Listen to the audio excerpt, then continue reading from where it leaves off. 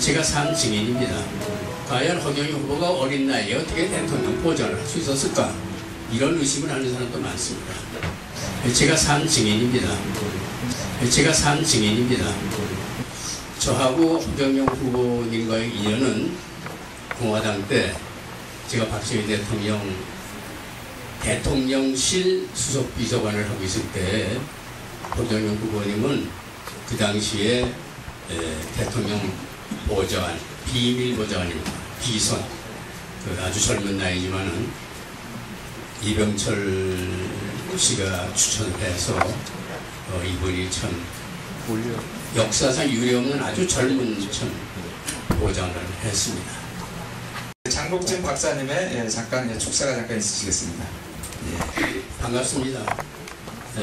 이렇게 고명하신 분도 많이 계시고 또 우리 허경영 후보님을 위해서 목숨 바쳐서 헌신하고 계신 존경스러운 여러분 앞에서 제가 이렇게 축사의 말씀드릴 수 있는 것을 영광으로 생각합니다. 저하고 허경영 후보님과의 인연은 공화당 때 제가 박정희 대통령실 수석비서관을 하고 있을 때 허경영 후보님은 그 당시에 대통령 보좌관, 비밀보좌관입니다. 비선. 아주 젊은 나이지만은 이병철 씨가 추천해서 이분이 참 역사상 유례없는 아주 젊은 보좌관을 했습니다. 여러분이 책을 보시면 아시겠지만은 무궁화 꽃은 지지 않았다. 그 책에 제가 추천서도 쓰고 그 책을 쓸 때 참고를 많이 말씀도 드리고 했습니다만은 그 책에 있는 것은 모두 사실입니다. 그 책을 보는 사람들은 황당하다, 얼토당토 않다. 세상에 정말 그 당시에 행복이를 개발했을까? 이런 의심을 하는 분도 많이 계세요. 또 과연 허경영 후보가 어린 나이에 어떻게 대통령 보좌를 할 수 있었을까? 이런 의심을 하는 사람도 많습니다. 제가 산 증인입니다. 제가 지금 금년에 82살인데요. 5.16 혁명 때 6.4 8기생들이 주동을 했어요.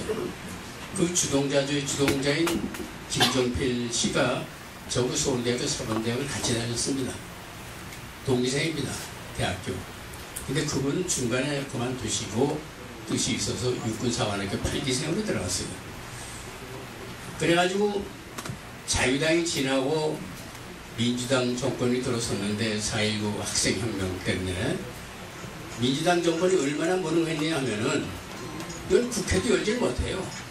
데모군중들이 국회의상 전부 점령하고 학생들은 판문점에 갑니다. 이북하고 협상해서 남북 통일한다고. 그 당시에 통일한다는 게 전부 그 적화 통일한다는 거죠. 그리고 그 당시에 경제가 어느 정도였느냐. 제가 해병대 소령중령 대령하다 그만뒀는데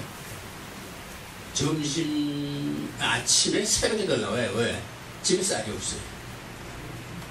요즘 군대 중사 상사만 돼도 잘 삽니다. 근데 영관장교들이, 고급장교들이 부하를 수천 명씩 데리고 있는 사람들이 집에 쌀이 떨어져 새벽에 사병 식당에서 사병들 밥을 얻어먹고 우리가 이 나라를 지켜온 겁니다. 저는 4.19 혁명 나는 해에 제대를 해가지고 마침 고등학교 교장 자리가 나서 고등학교 교장을 갔는데 이게 민주당 정권, 이게 정권이 아니에요. 이게 개판이에요. 이대로 뒀다가 나라가 뒤집히게 생겼어요. 그래서 우리 뜻있는 사람들이 모아서 해병대하고 육군이 주동이 되어가지고 5.16 혁명을 일으킨 겁니다. 그러면은 그 목숨 바쳐서 혁명을 하는 거거든요. 그 걸리면 총살이 전부 조지영장보다 사형 나옵니다. 그걸 무릅쓰고 우리가 왜 혁명을 하려고 했느냐? 제가 그걸 합리화시키려고 하는 게 아닙니다. 그 당시에 그 혁명을 안 하면은 이 나라가 지금 없어요. 대한민국이 지금 있을 수 없어요. 5.16 혁명을 일으키고 보니까 나라 살림이 어느 정도냐. 세계에서 제일 가난한 나라 중에 하나예요. 200개 나라 중에서 꼴찌에서 열등 안에 드는 방글라데시보다도 못 사는 가난한 나라입니다. 김일성만큼도 못 살았어요, 우리가.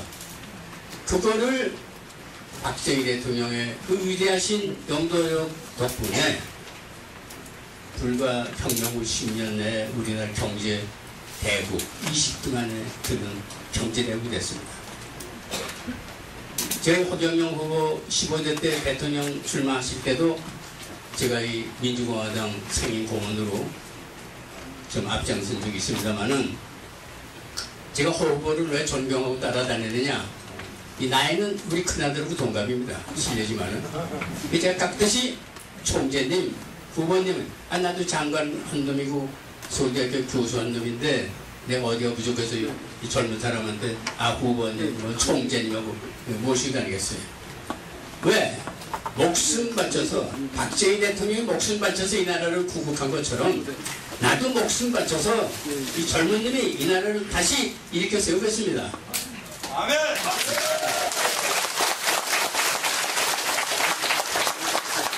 사실 박정희 대통령이 이승만 대통령이 제1건국을 하셨다면은 박정희 대통령이 제2의 건국을 하셨습니다.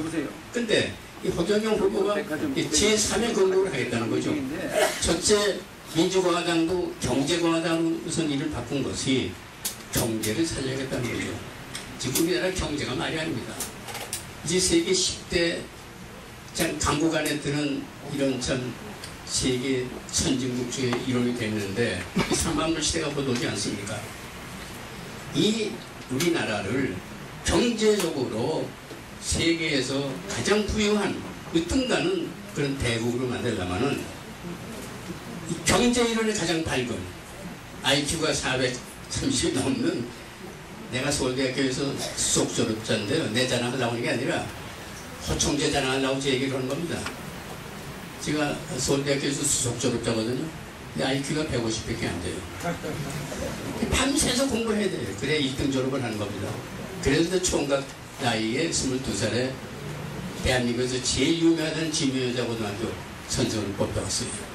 총각 선생은 그 학교 대결이 처음이거든요, 제가.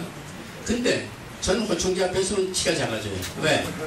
이분은 IQ가 나보다 몇백 아니라 몇백 배가 높은 사람이니까. 근데 그 머리 잘 쓰면 안 되죠. 그 천재적인 머리를 가지고 이 나라를 다시 일으켜 세우겠다. 아버지같이 모셨던 박정희 대통령이 다 이루시지 못한 것을 이제 반드시 성취하겠다. 그렇게 해서 우리나라를 경제대국으로 만들겠다는 거죠. 그 다음에는 이 국가안보를 해야 됩니다. 김정은이 미국에서 얼마나 김정은이가 정치 잘하는 놈이에요. 그 조그만 나라, 저 굶어 죽는 사람도 많은 나라인데 보십시오. 무슨 중공, 러시아와 일본, 우리나라를 상대로 해서 손바닥에 대고 놀고 있잖아요. 지금. 네? 진짜 난 그 빨개만 아니면 난 김정은이는 존경해요. 네? 아니 그 정도의 배짱이 있어야지. 미국놈이 쩔쩔매잖아요. 중국이 쩔쩔맵니다. 이게 또 무슨 엉뚱한 짓 하지 않을까 해가지고. 러시아도 마찬가지예요. 일본이 지금 경제대국 아닙니까? 세계에서 두 번째 가는 경제대국. 군사력 일본이 세계에서 2등입니다. 근데 이북한테 꼼짝 못하는 거예요. 역시 젊은 사람들 해야 돼. 우리 허경영 후보지 젊은 분이 대통령이 돼가지고 내 경제를 살리겠다, 국방력을 강화해서 평화를 유지하겠다, 그 다음에 이 도덕 국가를 일으키겠다는 겁니다. 제가 공화당 때 대통령 비서관을 하면서 새마을운동본부를 만든 사람인데 오전에 이 양반이 그 새마을운동본부를 만들었거든요. 그 새마을운동을 해서 이제 잘 살게 됐어요. 우리나라가 농촌 부흥운동이 일어나가지고. 그래서 그 다음에 제가 주장한 게 역시 새마을운동을 하는 정신적인 지주가 있어야겠다. 그래서 이제 주장한 게 충효운동입니다. 국가에 충성하고 부모님께 효도하는 운동을 하자. 그래서 대통령께서 앞장서셔가지고 명예총리가 되시고 박근혜 양이 그 당시에 총재한 겁니다. 제가 바로 그 밑에서 사무총장을 했어요. 그래서 이제 새마을운동을 했거든요. 그거는 나라에 충성하고 부모님께 효도하자. 제가 한 가지 덧붙여 말씀할 거는 제가 해병대 출신이라고 말씀했지만은 돌아오지 않는 해병이라는 그 영화를 제가 만든 거거든요. 제가 써가지고. 근데 86년도에 해병대 지원회를 제가 만들었어요. 해병대 지원회 가지고 회원이 100만 명인데요. 그걸 왜 만들었냐? 이 자식이 제대하고 나서 동네에서 술이나 먹고 말이야. 해병대로 그냥 막 저 부수고 그냥 땡깡이나 부리고 말이지. 아주 골치 아파요, 국민들이. 해병대, 아이고, 저 새끼들, 지라제이들. 그래서 제가 안 되겠다. 그래서 전국을 돌아다니면서 해병대 기동봉사대 만들어 뺀짜시더라. 해병대라는 거는 전쟁 때에는 목숨 바쳐서 나라를 싸우고 평화 시에는 집에 돌아가서 저쪽 부모님께 효도해야 돼. 그리고 지역사회에서 경로요 주운동에 앞장서라. 그리고 나머지 시간 있으면은 뭐 방범순찰도 돌고 교통질서도 하고 환경 캠페인이라 좋은 일을 해라. 지금 해병대 지원회가 전국에서 얼마나 좋은 일을 많이 합니까? 그게 다 우리 허경영 총재 아이디어로 나온 거예요. 이건 진짜 천재죠, 천재. 저는 오늘 서울시당 이 창당대에 와서 감히 말씀드리고자 하는 것은 박 대통령이 목숨을 바치고 혁명을 해서 우리나라를 세계적으로 우뚝가는 나라를 만든 것처럼 그때 행복이 다 만들었습니다. 이분 쓴 책에 있잖아요. 저기 저 만주벌판, 저 노사서른 벌판에다 수백만 평, 수억만 평씩 땅을 사가지고 임대하고 사고를 해가지고 그 뭐 했겠어요? 뭐 콩밥 만드는 거 천만 원, 그건 핑계고 미국대는 핑계를 낸 거고 사실은 장덕진을 지켜가지고 장덕진 처족하거든요. 대통령 대륙상사령을 만들게 해가지고 위장 사업체를 만들 거기다 행복이 다 만들었습니다. 제가 또 군사평론가예요. 그래서 지금도 매월 우리 국방에 대한 군사에 대한 브리핑도 받고 의견도 해주려고 합니다만은 나라가 평화로우려면은 국방력이 강해야죠. 무기가 있어야죠. 김정일이가 지금 왜 군수래요? 해병이 하나 만들면 군수를 하는 겁니까? 네? 얼마나 김정일이 똑똑한 사람이에요. 우리 허경영 총재는 그 이상으로 경제 대국을 만들 거고 그 다음에 세계에서 가장 강력한 군사 대국을 만들 겁니다. 그 다음에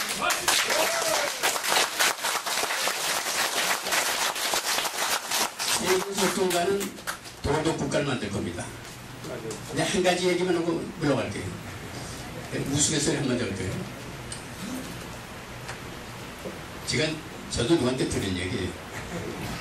아빠하고 아들이 목욕탕에 갔어요. 빨간 목욕탕에 갔어요.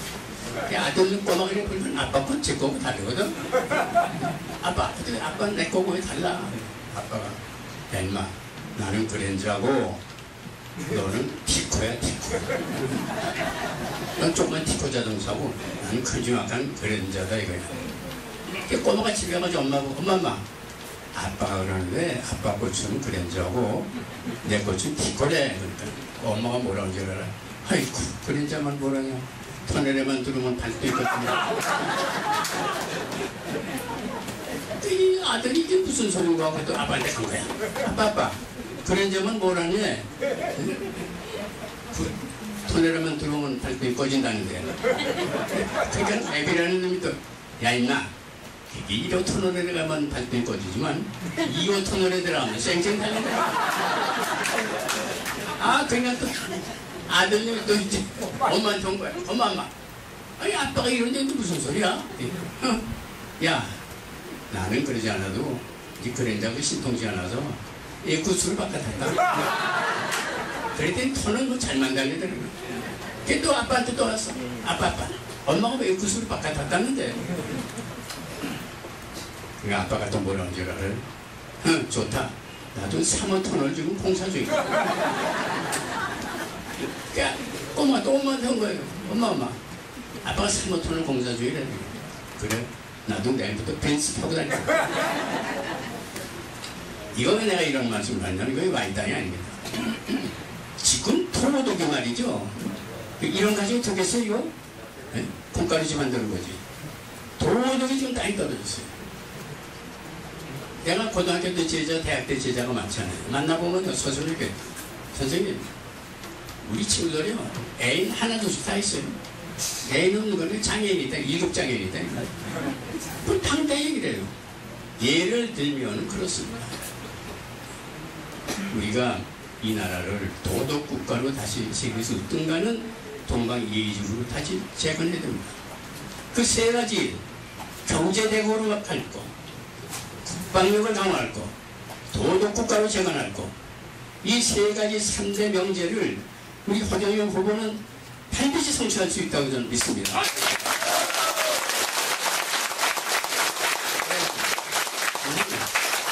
힘을 합쳐서 남녀노소 할 것 없이 모두 우리 허경영 후보를 제17대 대통령으로 꼭 당선시키십시오.